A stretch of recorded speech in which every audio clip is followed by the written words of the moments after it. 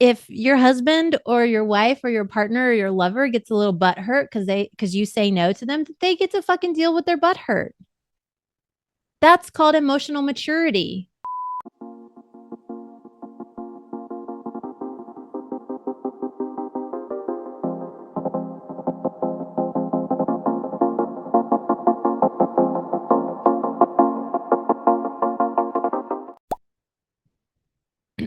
If you don't want something, you do not have to do something.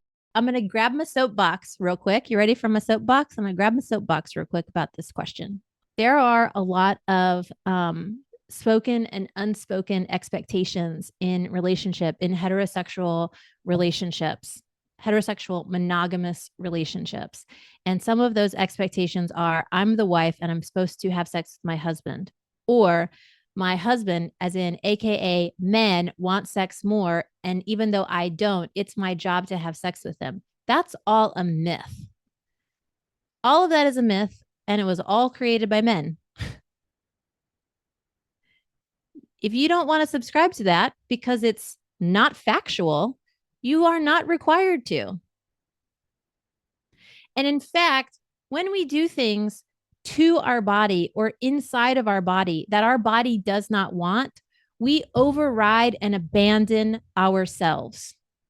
We generate mistrust. We generate self-abandonment. We generate self-sacrifice. We generate a kind of, we're generating shame, right? Because it doesn't feel good. And we feel like, oh, I can't say anything about it. So I'm abandoning my authentic self. I'm abandoning what I really want. I'm abandoning my own integrity by opening my legs when I don't want to, right? And then I'm the one who has to carry the conflict of I did something I didn't want to do. I'm the one who then has to carry the conflict of I feel shitty about doing something that I really didn't want to do in the first place. So we can let go of I have to do these things that are somebody else's prescriptions, right? That's part of the desire. Like you get to say no when you want to say no, and it gets to be okay. And guess what? If your husband or your wife or your partner or your lover gets a little butt hurt because you say no to them, they get to fucking deal with their butt hurt. That's called emotional maturity. And that's how you cultivate emotional maturity in the relationship. You develop your relationship together by investing in each other and guaranteeing that when I say no, you will not lose your shit on me. When I say no, that it's still okay. Yes, you may be disappointed. Yes, you may get your butt hurt. Yes, you may not like that. I got it. I understand. And I still get to have the no space, right? I was away for the weekend and my partner said no to me, and I did not like it at all. I turned into such a brat. So I left the room. I was like, I'm going to go for a walk because I am having a really bratty experience because I want to have some kind of, sexual playtime. And he was like, no, I don't want to do that right now. And I was like, how dare you tell me no? So I got to go regulate myself. I got to go regulate myself. And I got to make it okay that I had to wait. I had to work through my shit. So we all get to choose whether or not, hold on. Part of desire is also about welcoming our partner to be authentic. And if our partner is authentically a no in the moment, then we get to celebrate that.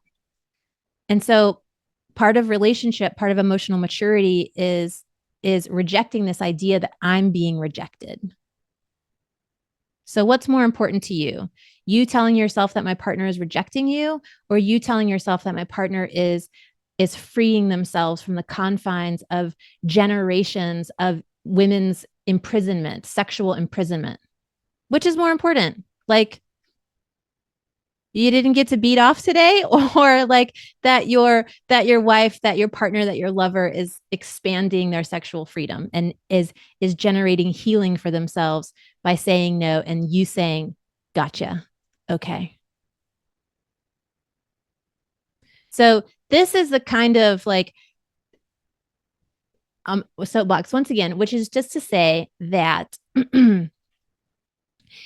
techniques for how we move our hands and our hips and our lips are just one small fraction of how we generate the best sex of our lives. We've got to get out of these notions of, I have to do something for my partner because they are my partner. Or if I say no, I'm going to reject them. We've got to challenge ourselves and we've got to take a stand for ourselves that we deserve and we are worthy of a higher level of emotional maturity in our relationships to be able to generate the fullness of being so open in our body and so open in our heart and so open in our life that we can have the best sex of our life. And that's not going to come from like touching the G spot like this. That's not going to come from like stroking and sucking like this. No, it's going to come from generating the trust in yourself and with your partner. And that is emotional work. And ultimately, that's the work that I'm committed to is the emotional maturity and freedom for you to have the best sex of your life.